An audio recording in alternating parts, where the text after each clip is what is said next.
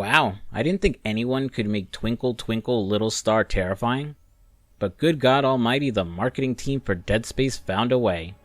Dead Space, the spooky zombie game set in the stars. Around its release during the 7th generation of consoles, I was still pretty green when it came to playing horror games. I played Resident Evil and Dino Crisis during the PS1 era, but I didn't dip my toes back into horror again until Resident Evil 4's release on the GameCube. Though admittedly that leans harder towards action than straight up horror. I was still all about Nintendo games, GTA 4, and was pretty much a full-time RPG fan at the time. But Dead Space really caught my attention with its futuristic setting in space.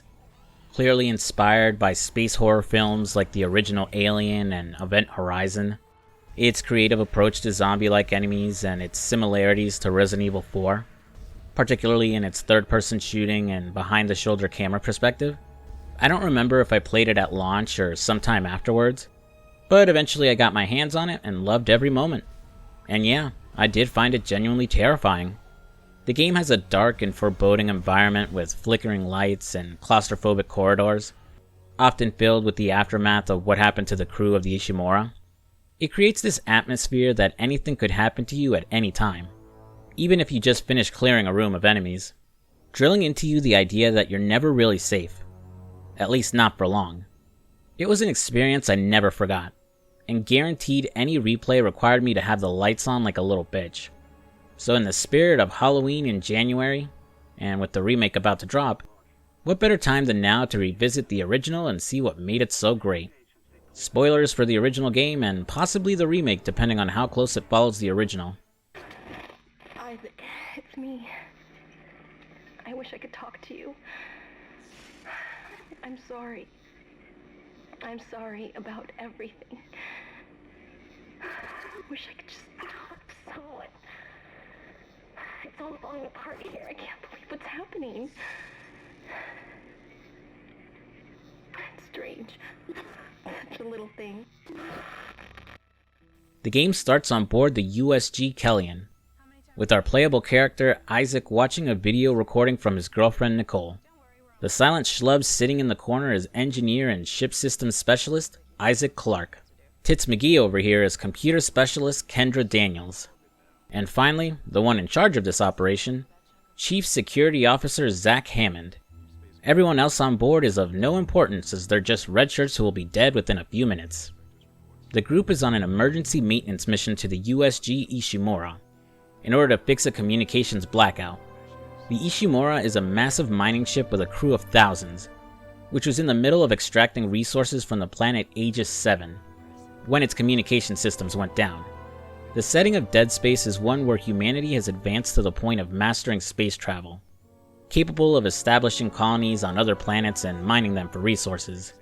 Interestingly, despite the crew arriving in what looks like the aftermath of a meteor hitting Aegis 7, this is apparently how mining or planet cracking works, as mining ships will just tear massive chunks from the planet in order to smelt down into valuable materials.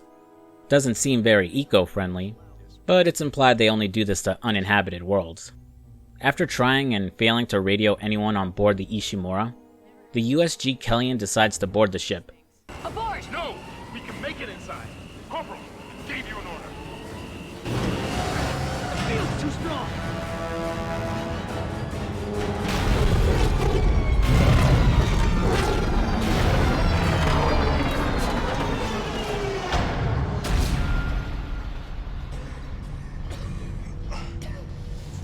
Is everyone okay?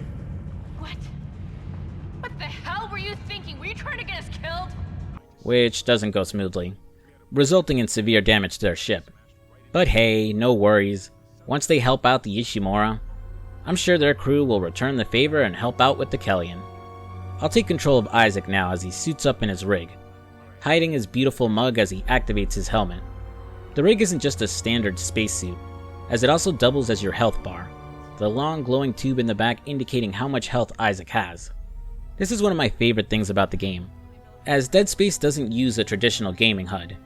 When walking around controlling Isaac, there isn't a regular health bar in the bottom left corner of the screen, or an ammo count at the bottom right, a compass pointing to your objective at the top, or a list of your main objective and side missions on the right hand side of the screen.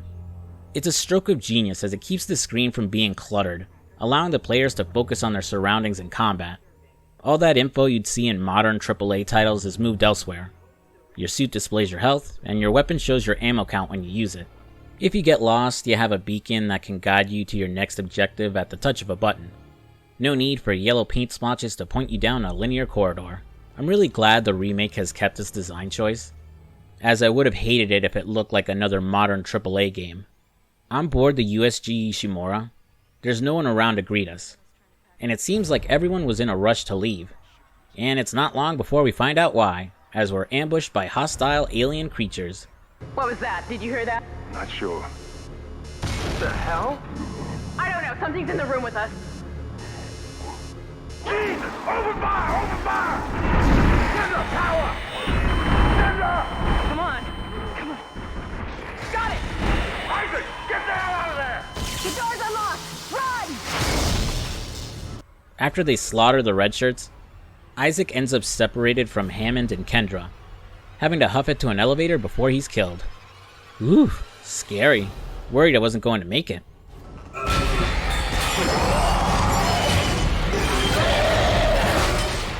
I see. So these creatures are no match for elevator doors.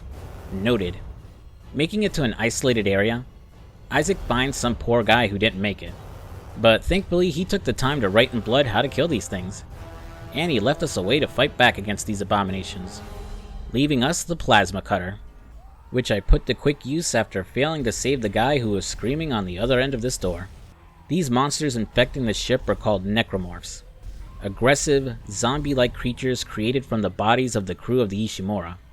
It's not fully explained until much later, but apparently when cracking open Aegis 7, the ship may have unleashed these creatures, quickly overwhelming everyone on board. Necromorphs share more in common with the alien from The Thing than it does traditional zombies, as the infection that creates them doesn't just reanimate human corpses, it twists and changes the body, turning it into a killing machine that only vaguely looks human anymore. Their sole goal is to kill anyone still alive and add them to their ranks. I'll get into the different necromorph types as they pop up along my playthrough, but the most common ones you'll encounter are referred to as slashers. Aggressive necromorphs that use the sharp exposed bones on their arms as blades. While easy enough to handle alone, they can be deadlier in groups, and will still crawl after you after removing their legs. And going against usual zombie lore, headshots don't kill them. Instead, like the bloody note on the wall hinted, you gotta lop off their limbs. You can just aim for the main bodies and head to kill them, but they soak up more damage this way, so it does take a while. I always brushed this off as the game just trying to do something different, but by replaying it I understood the devs' intentions, as having to slow down or outright stop to take careful aim at their limbs, usually while they're coming right at you, does end up creating more tense situations. Especially when you're surrounded, as you'll have to prioritize which enemies to take down, or instead run and put some distance between you and them. I should also point out that the plasma cutter isn't some high-tech future gun, and instead some high-tech future mining tool. Dead Space is equivalent to a modern-day nail gun.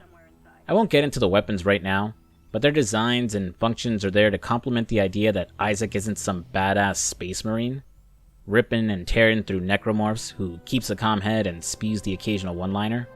Though this does clash a bit with the fact that Isaac is a silent protagonist. When the game was originally released, silent protagonists were rare to see in games that didn't have a customizable character, like in Fallout for example. Link from the Legend of Zelda series was the only notable exception. Isaac does emote and make sounds, even if he doesn't speak a word, as he'll let out grunts when attacking, stomping, or being attacked, and you'll even hear him breathing heavily and his heart rate racing after particularly tense scenes. It helps keep things scary, as he creates long moments of silence that can crank up your anxiety, throwing you off when a necromorph or just a sound from the ship interrupts that silence, helping the player immerse themselves into the game world better, and see themselves as Isaac. While he'd end up getting a voice in the sequels, I think it was necessary to grow his character, and the games were able to keep things scary in other ways. Well, Dead Space 2 managed to anyhow.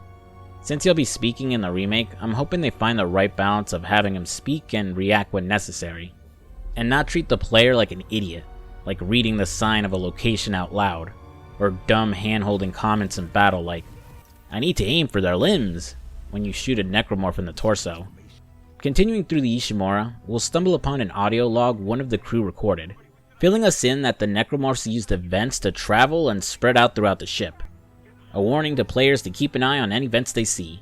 Scattered throughout our spooky space adventure are audio and text logs that work to fill in the gaps to explain what happened to everyone, often hearing their horrible final moments, more info about the necromorphs, and foreshadowing future events in the story. Eventually, we make it to the control room for the ship's tram system, and get back in contact with Hammond and Kendra. Alive but shaken up, Hammond wants to get to the bridge of the ship, but needs Isaac to get the tram system up and running again, which requires a replacement data board for its system and removing a damaged tram from the track. Okie dokie then. On the way to fixing public transit, we learn another lesson about the necromorphs. They like to play dead.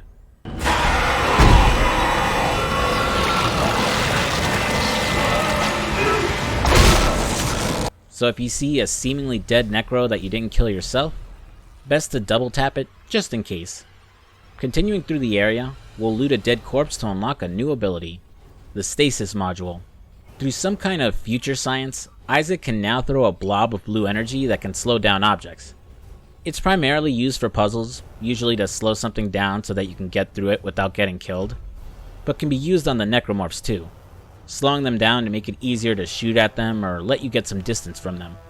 Once I make it to the broken tram, I use stasis to lock one of the broken claws onto it, and replace that sucker with a working model. Next stop, gotta find that replacement module in the maintenance bay.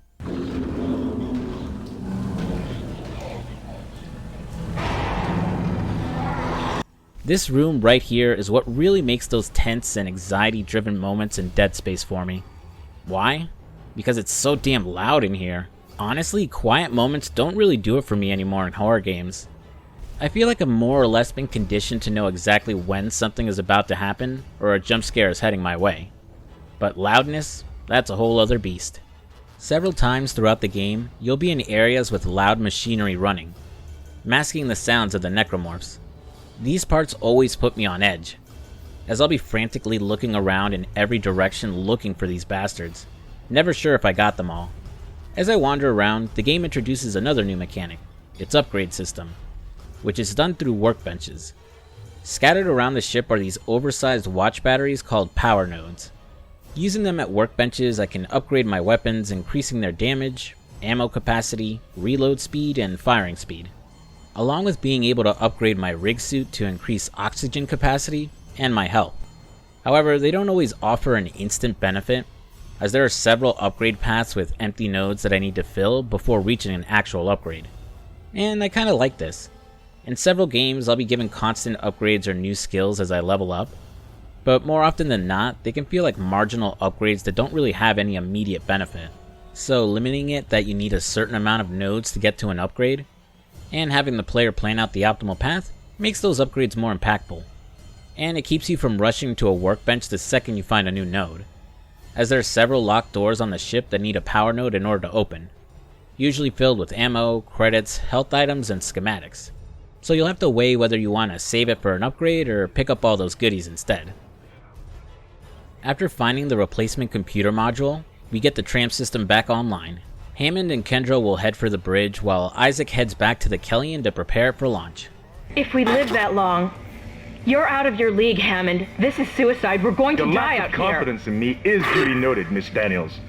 But I have a mission to complete, and that's exactly what I am going to do, with or without you. Do we understand each other? Hammond and Kendra are button heads quite a bit, as he's determined to complete his mission while she wants to say screw it and bail. I should point out that Hammond hasn't specified what his mission actually is, only that he needs to get something from the bridge. Very suspicious if you ask me. Returning to the shuttle, we're introduced to a new type of necromorph, the Leaper. They ain't got no legs, just like Lieutenant Dan. Instead, using their arms and long tail to, you guessed it, leap around. I don't know what it is about these guys, but I always have the toughest time shooting and aiming at their limbs. Maybe because of how they move around or how close to the ground they are. Or maybe I'm just a terrible shot, I don't know.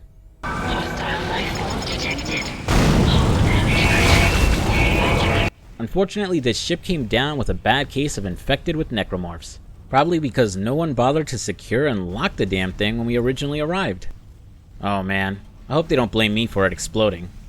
I'll just blame one of those red shirts who died. Without the shuttle to escape, we're basically done for. Though Hammond holds out some hope. Using the ship's computer system, Kendra may be able to help locate a replacement.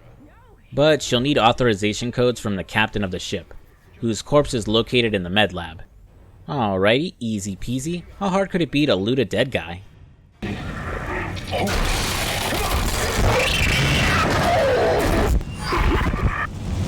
Yikes, hope they made it out okay. Before boarding the tram, we'll finally get access to the ship's store. It's no merchant from RE4, but it gets the job done. You can stock up on more ammo, healing supplies, power nodes, and buy new weapons after you find their schematics. And since just about every enemy drops credits or ammo after killing them, on medium difficulty anyhow, you can store any excess drops you're carrying or sell them. Also got myself a nifty new suit with more pockets and an increase in armor.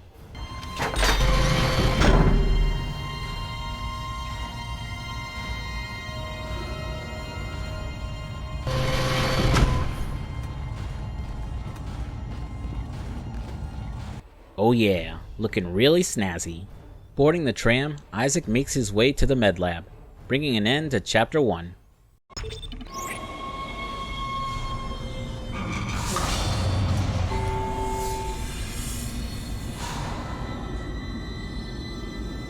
Arriving at its subway station, I find a survivor, and she's seen better days. Get it? Seen? 'Cause she's got no eyes? Hey, that really sucked! Subscribe to the FuzzySlippers channel for more epic knee-slapping comedy. But in all seriousness, this is another thing I love about Dead Space. While the game does use audio and text logs to tell you about the final moments of the crew, every now and then you get to witness it for yourself. And it's always pretty unnerving, as this whole nightmarish experience usually leaves these poor people absolutely broken, muttering crazy talk or just going batshit insane before they die from their injuries. Or they decide to end it all. Before Philippa Alhart here just casually dies, she gives Isaac the Kinesis module. Now we can use the Force to move things around, like these shelves that Isaac can't jump over apparently. Or Miss No Eyes here. Look at her go. Like Stasis, it's primarily used for puzzles, but can be handy in pulling items that are far out of reach. And can be used in fights, where you can use the body parts from dead necromorphs to throw at other ones. I also found a schematic for a new weapon, the flamethrower. I do not end up using the flamethrower. To unlock weapons, you have to find and collect their schematics, then take them to the store where they can be purchased with credits. Schematics have a blue glowing light on them and are usually placed in the player's path to an objective, so they're hard to miss. You can only carry 4 weapons at a time, and need to switch them out at the store when you want to swap for a new one. For this playthrough though, I avoided buying weapons I wasn't planning to use, and limited what I carried to only 3. This was mainly for inventory reasons, as you'll end up picking up ammo for each weapon type as you explore, and it was better for me to remove one ammo type and use the extra space for health items. The other reason is that not all weapons are created equal, with some just being a lot better than others in most situations. For example, the plasma cutter. It does decent damage, its alternate fire modes allow for switching between vertical and horizontal shots, and if you run out of ammo, it can be cheaply replenished from the store. Hell, it's so damn good you can get an achievement for beating the game just with the plasma cutter. But the flamethrower on the other hand has a short range at first, burns through ammo rapidly, and doesn't have much stopping power. So you'll need to combo it with stasis to get the best use out of it. An experienced player can definitely get some real mileage out of it, but outside of some challenge runs, more casual players would be better off ignoring it. I won't go through every weapon in the game, but I'll talk about the ones I end up using as I find them. Arriving in the medical area, Hammond FaceTimes Isaac. He survived the attack from the necromorphs, but was separated from Kendra. He once again dangles the carrot on the stick that is finding Nicole, telling Isaac to find some thermite and a shock pad, in order to get past the barricade the crew made in order to reach the emergency wing, which is where the captain's body is being stored. Alrighty, let's grab the shock pad first. Hello sir, I see you're a little out of it at the moment. Do you need help? No? Don't suppose you may know a woman named Nicole?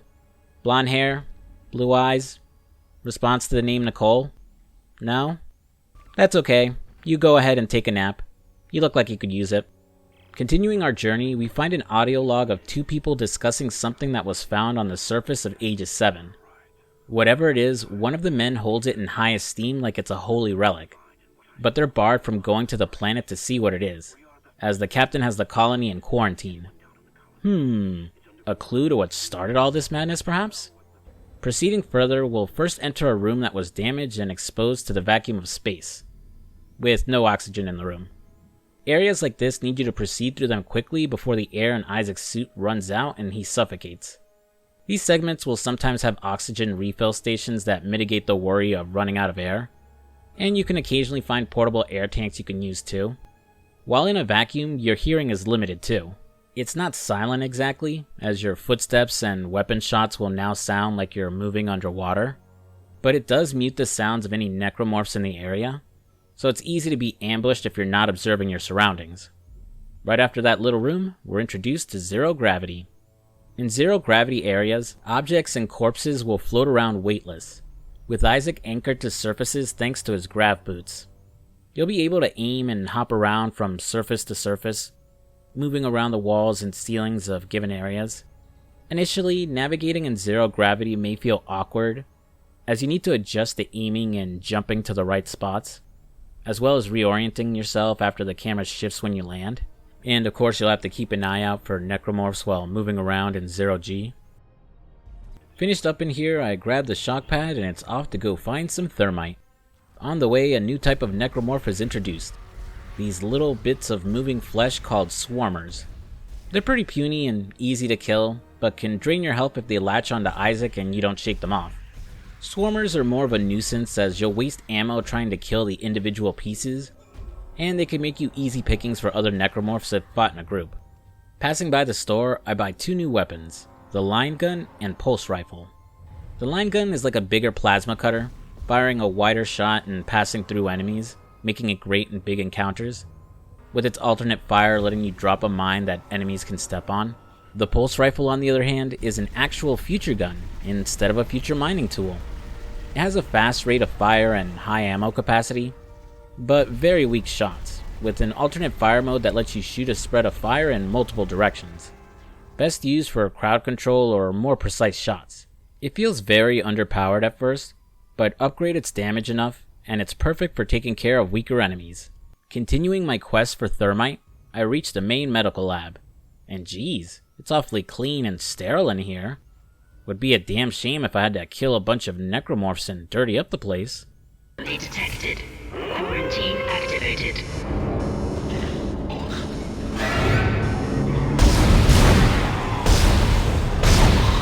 Well, shit.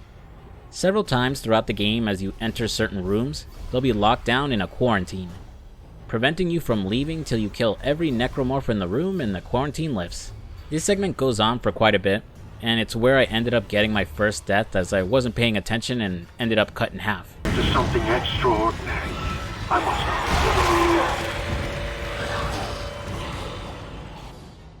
Like Resident Evil 4, the game has a lot of unique deaths depending on what necromorph or environmental hazard kills you. I always found it pretty cool, and it kinda lessened the blow of dying since you get some cool death animations, with some of them being genuinely creepy in what ends up happening to Isaac. I finally convinced Jurgens to show me the video feed from the room, and what I saw was glorious, breathtaking. After clearing the room, I find another audio log, with the same guy from before gushing about how he saw a video feed of the colonists turning into necromorphs, obsessed with experiencing it up close himself.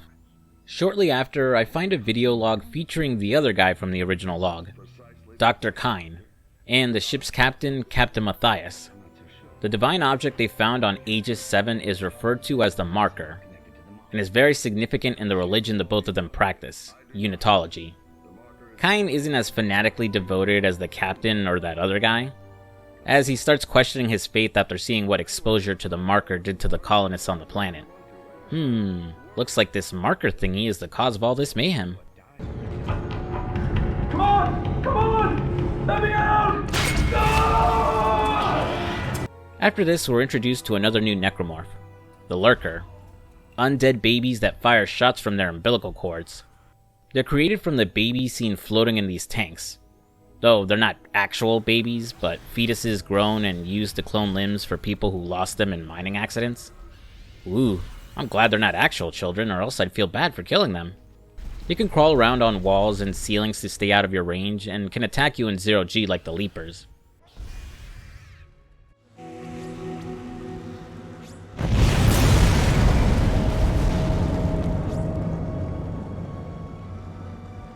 Getting my hands on the thermite, I cleared the barricade to the emergency wing, but by the looks of it though, it didn't do the crew any good, as something punched a hole through one of the walls and still got them. Oh wait, looks like someone survived. Hello ma'am, sorry to disturb you, I see you're in the middle of an operation, but do you know Nicole? A blonde woman, works as a nurse, and has a boyfriend named Isaac? That's me, by the way. Wait, hold on, don't do it. Well, crap. On the bright side, I finally make it to the morgue and find the captain's body. I just need to loot him for the computer access codes, and Hammond will find my beloved for me.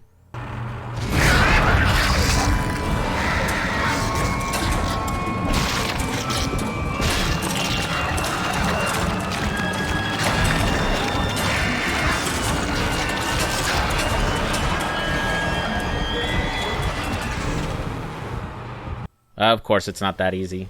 This bat-like necromorph is the Infector, and is primarily responsible for transforming everyone on board, as it attaches itself to corpses and stabs them through the head to transform them into necromorphs. During gameplay, it will always end up creating an enhanced version of the regular slasher, which is stronger and more durable than the normal variants, differentiated by its dark flesh. This creates another layer of paranoia, as any dead crew members you pass can be potentially transformed into a necromorph later on. You'll have to get in the habit of decapitating every corpse you see, just in case. After grabbing the codes, Hammond starts hacking the ship's computers and tells us what we already know, that the necromorphs came from the planet and infected the colony and the ship. But we have bigger problems, as the ship is starting to fall out of orbit, so Isaac needs to head to engineering and sort things out before we burn up in the planet's atmosphere. This is Senior Medical Officer Nicole Brennan transmitting ship-wide. We need more help. We don't have the resources to deal with this many cases. Nobody would tell us what's happening. These wounds, we are not equipped to deal with this. Right after, I find an old video log of Nicole asking for assistance. Hang on, baby. Help is coming. That ends Chapter 2 as we board the tram and head to engineering.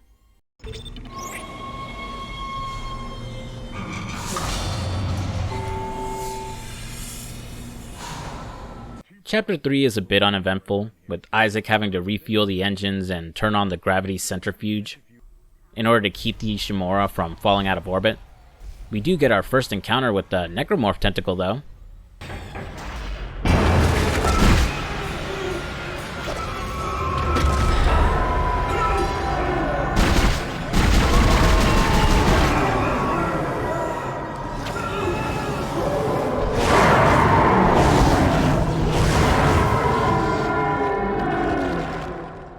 Man, that sure was terrifying. Glad that thing had a very obvious weak point to attack. I'm pretty indifferent anytime you're thrown into these dragged-by-tentacle sequences. They're never very hard, but also don't happen often enough where I find them annoying. Just a quick little, boo, I got you moment. Kendra will FaceTime a little later to reveal she's still alive, hiding in the computer core, a bit miffed at Hammond for some reason after the two were separated. Come on, lady, it's not like he ditched you on purpose or something. Entering zero gravity. You know, despite being a tad confusing to navigate around at times, I really love these open vacuum areas. Really lets you take in the beauty of space and forget all your worries, like the horrible monsters you're fighting, or that you're technically suffocating in space at the moment. Moving on, we stumble upon a classic flesh room level, with some poor guy just stuck in a wall. Here you go, buddy. Let me send you to death's sweet embrace. I kinda hate any room with this crap on the floor, as Isaac will just walk through this stuff awkwardly like he got his socks wet, and for some reason the camera just flips out and becomes too sensitive when walking on it. Making it to the engine control room, I have to survive a horde of necromorphs as the noise of turning on the engines will attract a lot of them to the room. This is where we're introduced to Dead Space's take on the fat zombie type. the Pregnant. It doesn't cause an explosion or shoot goo at you, but the Pregnant has other necromorphs inside of it that it will release if you don't kill it quickly.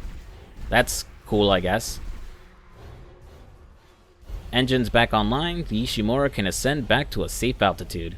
Wait, we're not safe yet. Ship's asteroid defense system is offline. On the way up, the ship's going to pass through a debris field thrown up from the planet crack. We'll be ripped to pieces unless you restart it. Well, not quite, as Kendra rains on our parade and fills us in that the ship's asteroid defense system is down. So we gotta go fix it or the ship will be smashed to pieces. Man, fix one thing, another one breaks. So annoying. But it'll all be worth it once I find my darling Nicole. Isaac, where are you? It's me, Nicole. Nicole? Where are you, babe? Hello? Damn it. I'm getting her a better cell plan when we make it back to Earth.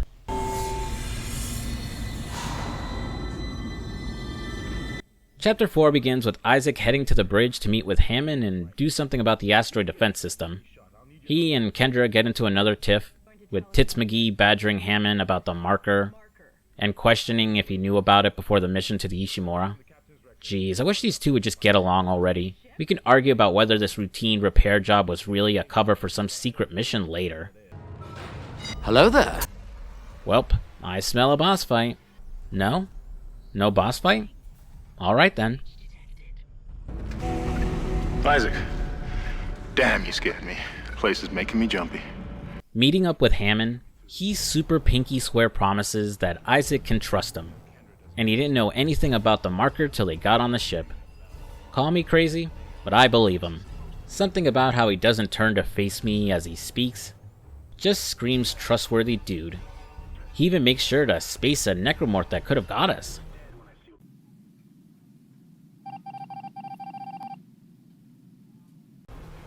Finally, the boss fight is underway, and it's kind of underwhelming. Mainly because the room we're fighting in is too big. So it's easy to outrun the boss or run down to these small areas, where it's too big to chase you and it can't attack you either, since it doesn't have any long-range attacks. This big old guy is known as the Brute, a necromorph made from several dead bodies, with some heavy plating that protects it from damage. You have to aim at the barely visible yellow spots on its shoulders, or wait for it to turtle up and get behind it to shoot at its weak spots. While acting like a boss fight here, I guess, you'll fight more brutes throughout the game, being treated more like an elite enemy type.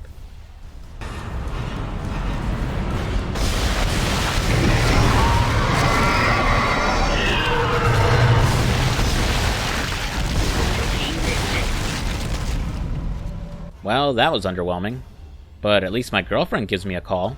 Isaac, make us whole again. Just hang in there, Nicole. I'll make us whole. Whatever that means. On the way to rerouting power for the asteroid defense system, I find a video log detailing the death of Captain Matthias. Apparently the crew mutinied against him due to his poor handling of all the craziness going on board. Dr. Kyne planned to sedate the captain so they could lock him up, but accidentally stabbed him through the eye and killed him, with the crew arresting Kyne instead. How ironic. In this area, a new environmental hazard is introduced: broken gravity panels. Broken due to the damage to the ship, anything that steps on these panels will get crushed against the ceiling. While useful for luring necromorphs into, they're pretty easy to walk around and avoid. Maybe if they were switching on and off or something, and you had to think about when to run across it, it would have made for a more interesting puzzle. After getting power to the defense system's cannons, Isaac will have to cross through open space in order to operate them. Easy peasy, just run between these big metal shields, or else get blown to bits by asteroids. Starboard hull.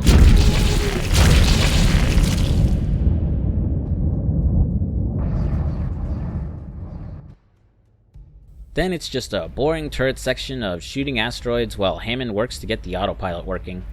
It's been a pretty great experience so far, but even the best games have small, boring, and underwhelming moments like this. Oh well, at least it's just a one-off turret section. The ship is now safe from space rocks, but our troubles are far from over as oxygen is running out on the ship. Kendra informs us something in hydroponics is poisoning the air. and causing that fleshy stuff to spread across the ship. So we gotta head back to medical to whip up a poison to destroy the stuff. In Chapter 5, Kendra suspects someone's been messing around with the door locks while we were gone. Said person then talking to us over the PA system. You can't stand in the way of God's plan, the natural order. Are you blind like the rest? It's that nutjob Dr. Mercer, who was on a few audio logs I previously found. Can't wait to inevitably kill that guy. This chapter introduces the most unnerving of the necromorph variants, the Guardians. They've attached themselves near important doors, firing out pods with tentacles that shoot Isaac, and can outright one-shot you if you get too close to them. So you have to kill them from a distance by dismembering the tentacles they use to anchor themselves to a wall. But that's not what makes them unnerving.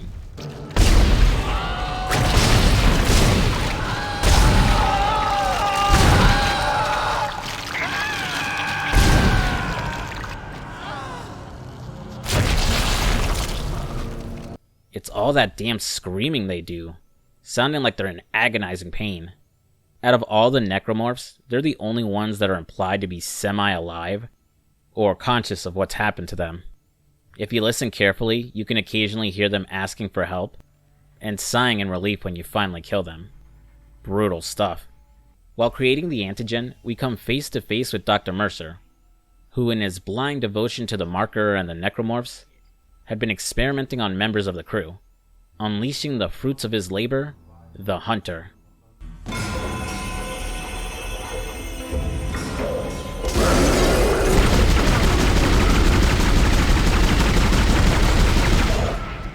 This beefy guy might look like a regular slasher, but it's something much worse. Unlike everything else you've fought, lopping off its limbs doesn't kill it, only slow it down, as the Hunter has cell levels of regeneration, being able to regenerate over and over again, effectively making it unkillable.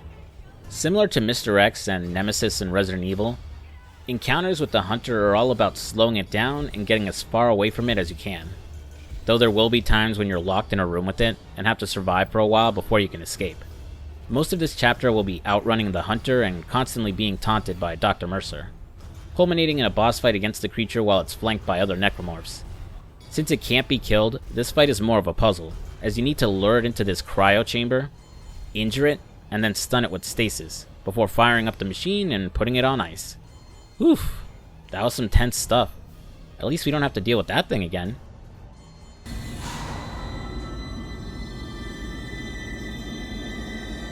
Chapter 6 has Isaac heading to hydroponics with the poison he made, to find Hammond and get clean air flowing again.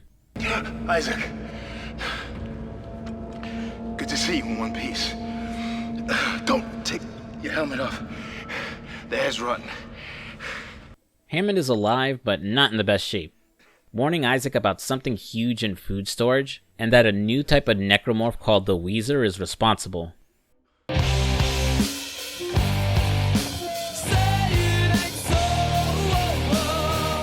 So most of the chapter is searching for these guys by listening out for their breathing and then killing them.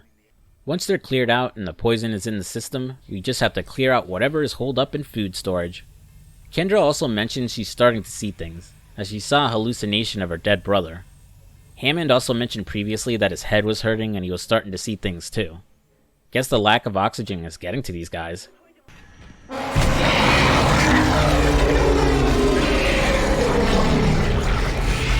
Entering food storage, we got another boss battle, against this giant sphincter called the Leviathan. It's the origin of those tentacles that attacked Isaac a few times before now. Pretty easy boss battle, just blow off its tentacles, attack its weak spot, rinse and repeat.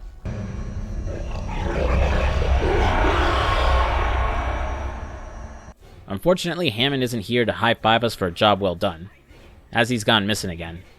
Kendra calls with a plan to get off the ship, sending Isaac to search for an SOS beacon down on the mining deck, so they can send it off to make a distress call. Well, I guess that's better than nothing.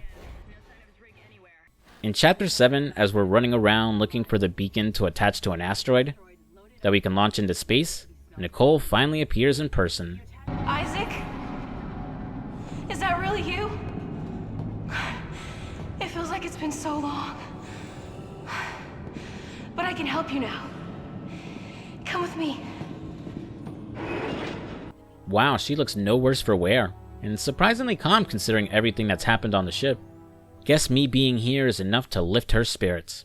Or something. Nicole helps by using a computer console to unlock the door leading to the beacon, but needs to be protected from necromorphs while she does. Wow, look how focused she is. Not even remotely scared that these monsters could tear her to pieces if they get too close.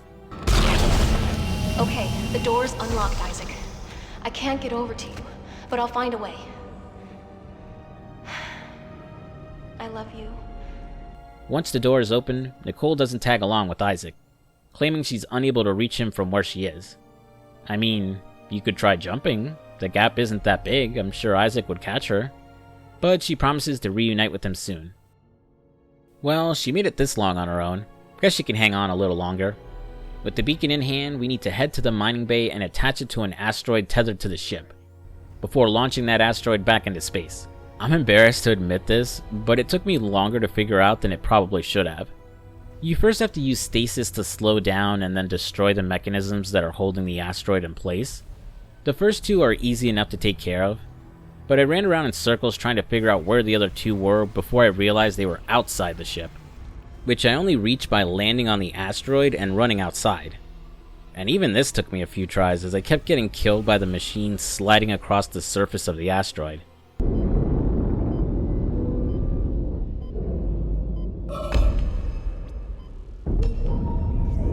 Once it's done, I fire off the beacon into space. Hopefully someone gets our signal. Kendra calls up. As it turns out, we won't be able to actually receive any messages if someone does pick up the signal, as the communications array is down. If you remember towards the beginning of the video, that was the whole reason we came to the Ishimura in the first place. Well, time to head back to the bridge and complete our initial mission. During Chapter 8, things are starting to look up as Kendra says the distress beacon was picked up by another ship, the USM Valor. Hopefully they stick around long enough for Isaac to fix the communications array so he can respond to him. Going back through the bridge again, it's time to meet a new necromorph, the Divider.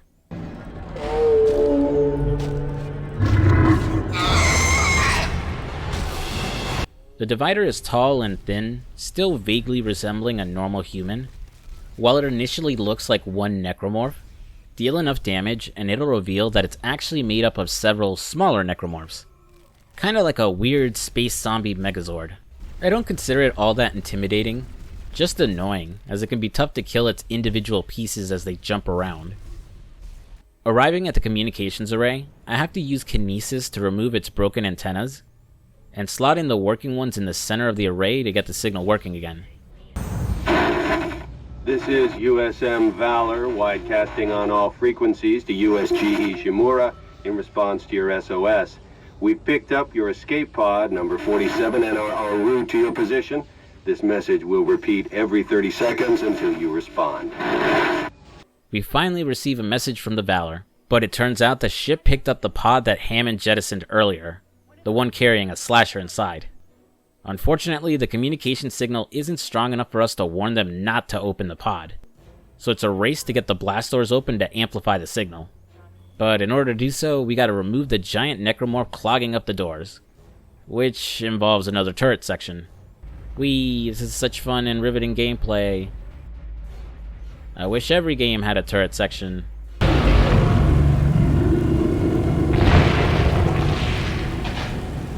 Despite getting rid of the blockage, we're too late, as the crew of the Valor have been slaughtered, and their ship is out of control. And it's heading right for us. Oh, God, damn it. Oh my God. It's headed right for us. Isaac! Isaac! Look out up there!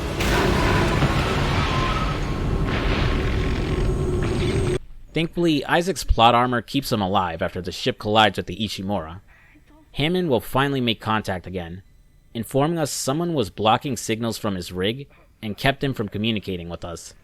Finally doing what he should have done when we originally boarded the Ishimura, Hammond declares we abort the mission. He's located a usable shuttle on the crew deck. We just need to get a singularity core from the Valor in order to get it working. At the beginning of Chapter 9, as we head for the impact site where the Valor is, Hammond thinks a bigger conspiracy is at play, as it wasn't just blind luck that the Valor found our beacon, and with all the munitions they have on board, they look like they're actually prepared for war. His signal cuts off before he can elaborate further, but I think we can piece together that the Valor was most likely there for cleanup duty, covering up what happened by destroying the Ishimura, the necromorphs, and most likely any survivors of the whole ordeal. Guess there was a conspiracy. Well, at least the soldiers on the Valor are probably all dead after that crash, so don't have to worry about them rubbing us out. It's new necromorph time, this time Dead Space's version of the exploding zombie, cleverly called the Exploder. They'll blow themselves up when close to Isaac for a ton of damage, but if they're far enough away, you can just shoot their glowing arm sack and blow them up instead, along with any other necromorphs in range. You can even use kinesis to throw their exploding sack at other necromorphs if you kill one before blowing them up. Arriving outside the Valor, we can't get inside until we clear the area of all these radioactive orbs, which we do by tossing them out into space. Kobe. On board the Valor, it's in a pretty bad state, severely damaged with bodies everywhere. Man, how did one slasher manage all this damage? These soldiers suck. Unsurprisingly, most of the men on board have been infected and transformed. However, they've undergone a unique transformation. The infection causes their bodies to merge with their stasis modules, but instead of permanently trapping them in bullet time, instead they're insanely fast. These are Twitchers, named for their erratic movements and dependency to meth. They move around fast, able to dodge your shots, and instantly close the distance to attack you up close. You'll have to attack them with fast-firing weapons or use stasis to slow them down so you can land your shots. Continuing through the ship, Hammond will guide us from the bridge, unlocking doors to help lead us to the core. This is also when Dr. Kyne makes contact. Kyne being the unitologist doctor who accidentally killed Captain Matthias and disagreed with Dr. Mercer's blind worship of the marker. He implores Isaac not to use the shuttle to run, but instead use it to return the marker back to Aegis 7, or else the nightmare of the necromorphs will never end. I'm all over this important decision by practicing my shooting.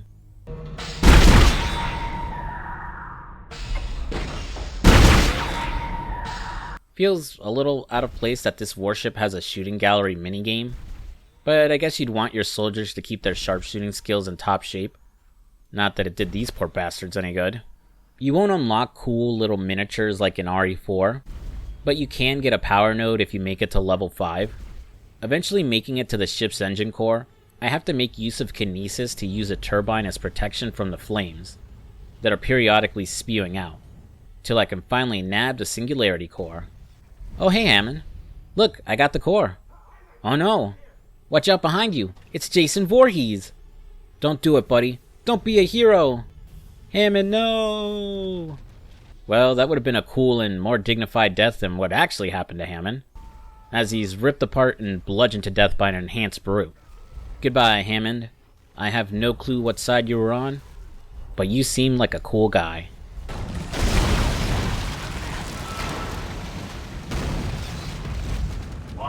You know what? No. To quote Arlie, Ermy, in Toy Story, a good soldier doesn't leave a man behind. Come on, buddy. I'm getting you back home. Almost there. We'll be back on Earth in no time. And I'll introduce you to Nicole. You're gonna love her. This wraps up Chapter 9, leaving only Isaac and Kendra now. Our next goal is to take the core to the shuttle and get the hell out of here. Isaac, I've located the shuttle Hammond found. Shit. No good. Beginning Chapter 10, things are never as easy as you would hope they'd be, as despite having the core for the space shuttle, we can't use it since someone swiped the navigation cards from the ship, and scattered them around to help pad out the game. They also made this area super unsettling, lighting candles, positioning bodies all over, crazy scribbles on the walls, textbook crazy cult shit, and all these bodies have holes drilled into their heads. Wonder what that's about. Should probably dismember them, just in case. What do you cling to when all must seem so utterly hopeless around you? Dr. Cross was a true believer. She had faith. And now she awaits her transformation. Her rebirth. Dr. Mercer will show up again, talking his crazy talk and holding some poor guy hostage. You know, call me crazy, but I think he might have something to do with all those bodies with holes in their heads. Just a hunch. There isn't much going on in this chapter, just running around to grab the key cards and listening to Mercer's ramblings every now and then. It's not till you get the final key card that things ramp up again, as the good doctor has managed to defrost the hunter. Now it's time to play your part. It's another tense chase sequence with the unkillable monster. Made worse as the area it appears in requires you to move beds around using kinesis, slowing you down as you try to get away from it, along with being attacked with enhanced versions of the regular necromorphs. You've made it! Oh, thank God you made it. I've been following your progress. I know you want to repair the executive shuttle and leave this place, but... After that ordeal, we'll finally meet up with the less crazy unitologist, Dr. Kine. He reveals that removing the marker from the planet awakened a giant creature called the Hive Mind, that telepathically controls all the necromorphs. So once again, he begs Isaac to fix the shuttle, get the marker on board, and put it back on Aegis 7 to seal the Hive Mind back up. I haven't discussed it at all, but this is around the time where unitology is explained more in the story, thanks to an audio log from the captain and some text logs. I'm not going to go over all the details, as a lot of the religion's history is explained in the sequels and other materials, but basically unitology is Dead Space's version of Scientology. Its followers believe humans were created by aliens, and they worship an alien artifact called the Marker. One I should mention is different from the one on the ship, and they believe in transformation and rebirth as a way for humans to ascend to the afterlife. After the colony of Aegis 7 discovered the Marker, the church took an interest, using the Ishimura as a cover for Captain Matthias and hundreds of the church's followers to make contact and retrieve the Marker. Dr. Kine would study the Marker to discover the one they found is a copy of the original that they worship. This red marker started releasing some kind of frequency that slowly drove everyone around it crazy, causing heightened violence, paranoia, and hallucinations. The same frequency also changes the cells of dead tissue, resulting in the creation of the necromorphs. So even without the infector to specifically infect dead bodies, corpses will eventually turn into necromorphs when around the marker long enough, though you never see this happen in game. Arriving in the shuttle bay, it's time for the final battle with the Hunter, which is a little underwhelming. Since you can't run from it this time, you need to kill it for good, using the exhaust from the shuttle's engines. You just bait it to the bridge behind the shuttle, lop off its limbs, use stasis, and then run back to the computer console to activate the engines.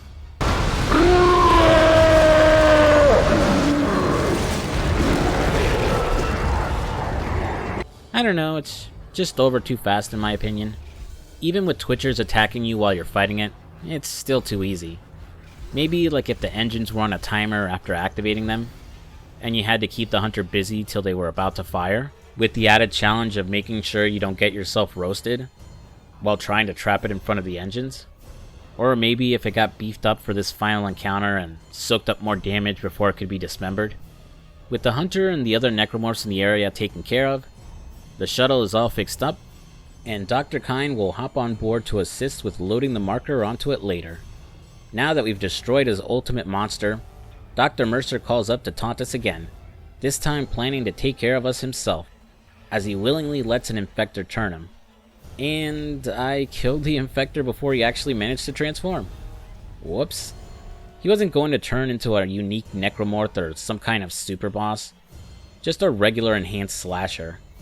A subversion of the usual crazy doctor or professor turns themselves into a super strong monster trope. Welp, with the two biggest threats on board now taken care of, we just gotta take the Marker back to the planet and bring an end to all this. What could possibly go wrong?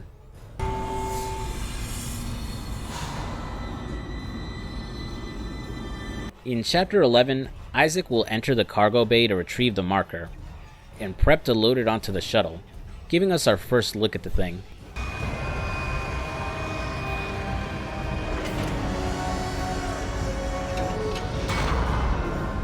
Delivering cargo shipment 782.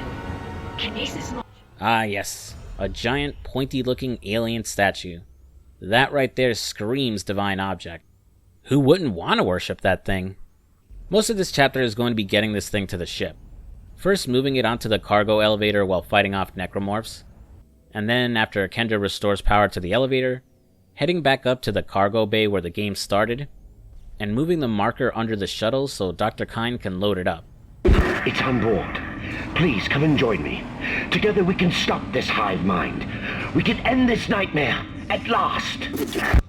Ah, look at him, all excited to stop that horrible creature on the planet and save humanity. Sorry, Hammond, but Dr. Kyne is my new best friend. Can't wait to introduce him to Nicole. Over here! Hurry! There's no time to waste. We must do it.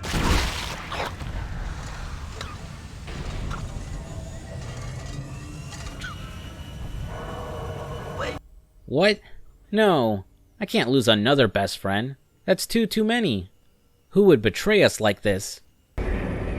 Sorry, Isaac. I couldn't let him go through with it.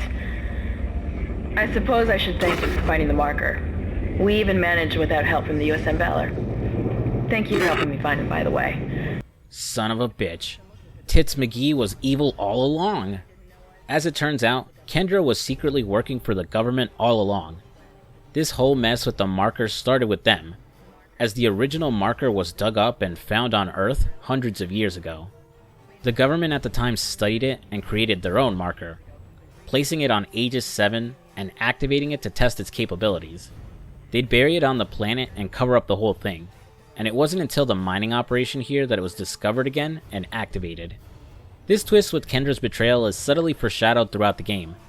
Pretty much from the get-go, she was trying to get you focused on Hammond and his motives, constantly throwing doubt and suspicion at him for just about every move he makes, along with his decision to stick with the mission. Then, after an extended session where we don't hear from him, he'll tell us that someone was blocking communication signals from his rig. Since this is after our first encounter with Mercer, you're likely to pin the blame on him and not think twice about it. With Kendra's computer expertise and access to the ship's main computers, she also had the means to block his signal. Unfortunately, with the marker in her possession and stealing the only way off the Ishimura, we're screwed.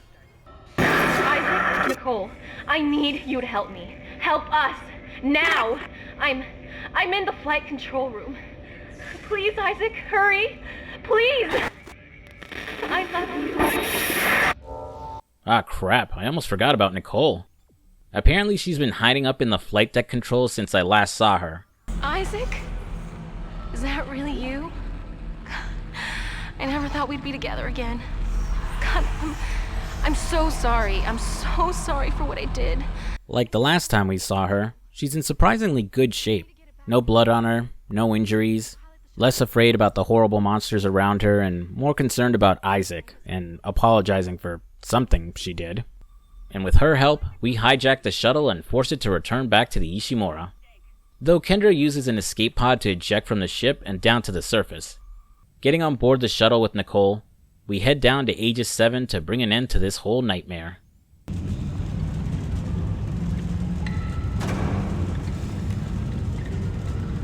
You're doing the right thing, Isaac. We're together now. The way it always should have been. I knew you'd come back for me. Nothing can stop us now.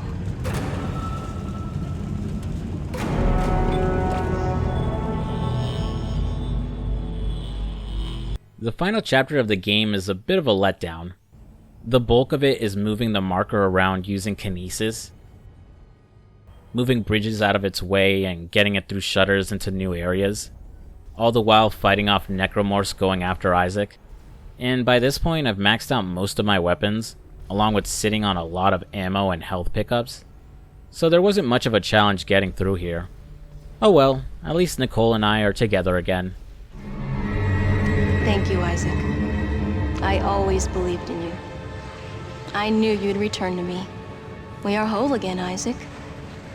We are whole.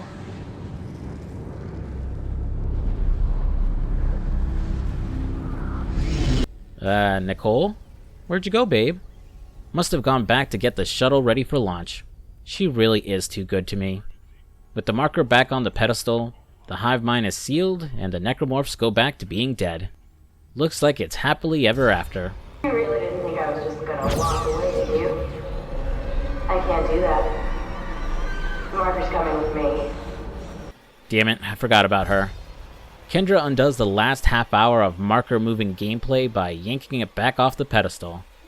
Then drops a bombshell on us. Better yet, take a look at the video from Nicole. And this time, watch it right to the end. In the end, it all comes down to this one little thing.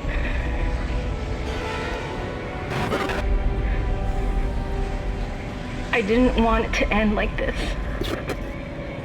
I really wanted to see you again. Just once. I loved you. I always loved you.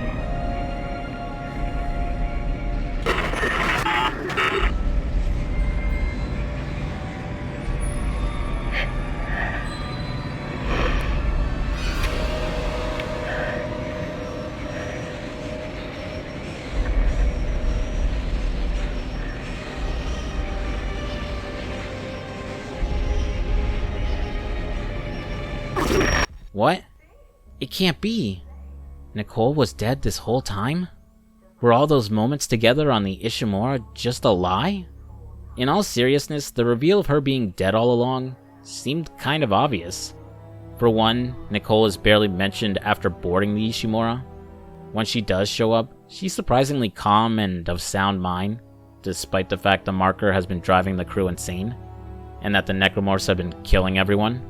Nicole also has a habit of disappearing quickly after showing up, offering no explanation for how she's seemingly alive or what happened on the ship, and conveniently no one is around to see her when Isaac does. As it turns out, Isaac was being affected by the Marker just like everyone else. The Nicole he saw was a hallucination created by the alien device, using an illusion of his girlfriend to get Isaac to put the Marker back where it belonged. It seemed to be doing the same thing with Dr. Kyne, as when you encounter him, you'll hear him speaking to his dead wife Amelia. The fact the Marker is having any effect on you isn't too apparent, outside of certain scenes where you'll see alien symbols on computer screens. Oh, and if you put the first letter of each chapter together, it'll spell out Nicole is dead. I wonder how many people accidentally spoiled that for themselves when looking up a guide back in the day. That said, I think it's less about finding out Nicole is dead, and finding out that the Marker was manipulating you instead. We know it causes people to go crazy and see things, but it's presented as being a function of its alien design. Nothing hints that it has any type of will or sentience of its own, so the fact that it wants to be returned to where it came from and stop all of this is a good twist. This is the meaning behind the phrase, "make us whole," seen throughout the game and spoken by the fake Nicole several times. The Marker wanted to be brought back to the planet where it belonged. It's contradicted by events that happen in the next game, but I'll talk about why if I ever make a Dead Space 2 video. It does beg the question though if Isaac might have known she was dead all along, and either forgot or repressed that memory throughout the game. I only bring it up because Kendra confronts Isaac and calls him insane for thinking she was alive, and telling him to watch the whole video to learn the truth. So either she knew from the beginning, or watched the full recording sometime after they were on the Ishimura and realized the truth. Isaac doesn't have much time to grieve over Nicole, as we have to stop Kendra from escaping. Not only that, but when the Marker was placed back on the pedestal, it shot out a huge beam of energy into the sky, hitting the Ishimura and breaking its gravity tethers, causing the huge rocket ripped from the planet to start crashing down back to Aegis 7. Luckily, it doesn't take long to catch up to Kendra, and she gets what's coming to her for being a backstabbing snake. Oh my god.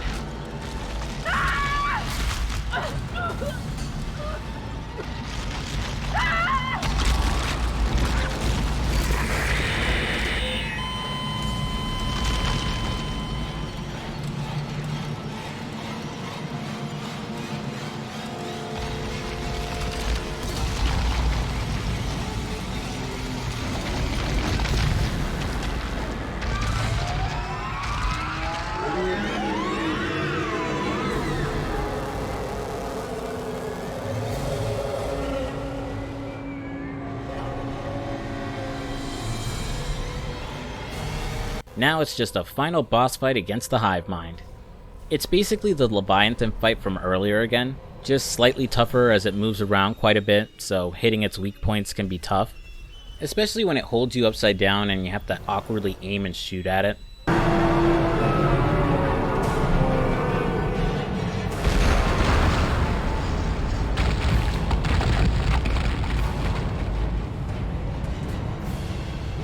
After killing this building-sized monster, Isaac hoofs it back to the shuttle, with no time left to put the marker back.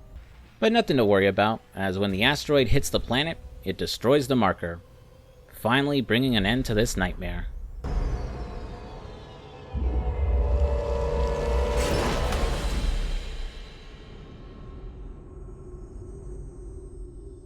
The game ends as we finally see Isaac's face, the man taking a moment to stop and reflect on everything that happened. Briefly watching the last video from Nicole one last time before he shuts it off and sits in silence. The game comes to an end with one last jump scare.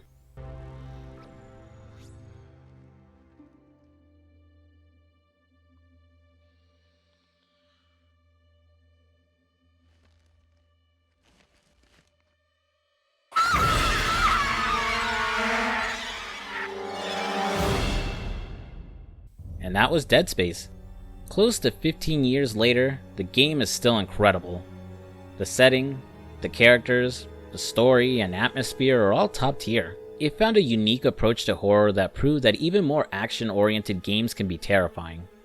Its HUD and UI design is a breath of fresh air that doesn't clutter your screen with information constantly, and trusts the player to do things on their own. Something I wish modern AAA games would learn already. Isaac as a character is a bit flat due to lacking a voice, but it worked fine as a way for the player to put themselves in his shoes. But I do like the journey his character goes through once he gains a voice in the sequels. I enjoyed the game's world building, how it fed us information in a way that didn't feel like exposition dumps, or was told in a confusing way that needed me to look up a wiki. The way unitology is explained and portrayed here was also a surprise, as while they became the de facto bad guys as the series continues, here they're just some future religion, one whose faith just happens to line up with the origins of the markers. Dr. Mercer being the only one who takes its teachings to the absolute extreme and worshipping the necromorphs, while Dr. Kyne is the opposite, instead believing his faith and religion couldn't possibly want anything to do with these crazy space zombies. It brings some nuance to the discussion of religion, instead of just portraying it as some cliche, obviously evil religion that you'd see in RPGs.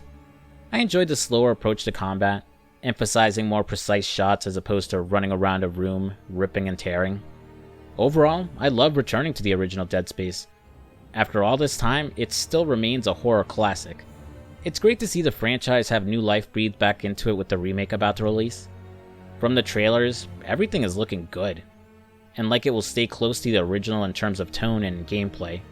My only tiny gripe is the character models. Nicole looks like she aged 30 years and wants to talk to my manager. Meanwhile, Isaac looks like he's going to repeat grades 1 through 12 in order to prove to his dad he's worthy of inheriting his hotels. I know he's being modeled after his voice actor Gunnar Wright, but dude looks too clean cut. Like he's an insurance salesman, not a space engineer. But chances are he's going to be looking pretty ragged by the end of the game.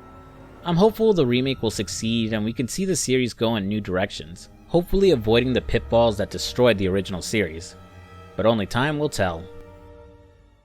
And that's the video. Thanks for watching, guys. I originally wanted to cover Dead Space back in October as part of Spooky Month, but didn't get enough time. So with the remake out next week, I figured now was the best time. Also let me use the creepy version of my avatar again. Feels good to be back and working on videos again. And wow, I did not expect my channel to grow so much in the last month. My sub count doubled again, and now I'm almost at 10,000 subs. Thanks for all the support. You guys really make it all worth it. Working on my next few videos, with the original God of War up next, and GTA Liberty City Stories after that. Again, thanks for watching. If you enjoyed the video, you know the deal already. Like and comment down below. And if you're new to my channel, and like my content, I'd appreciate it if you subscribed. I'm FuzzySlippers, and I'll see you later. Peace.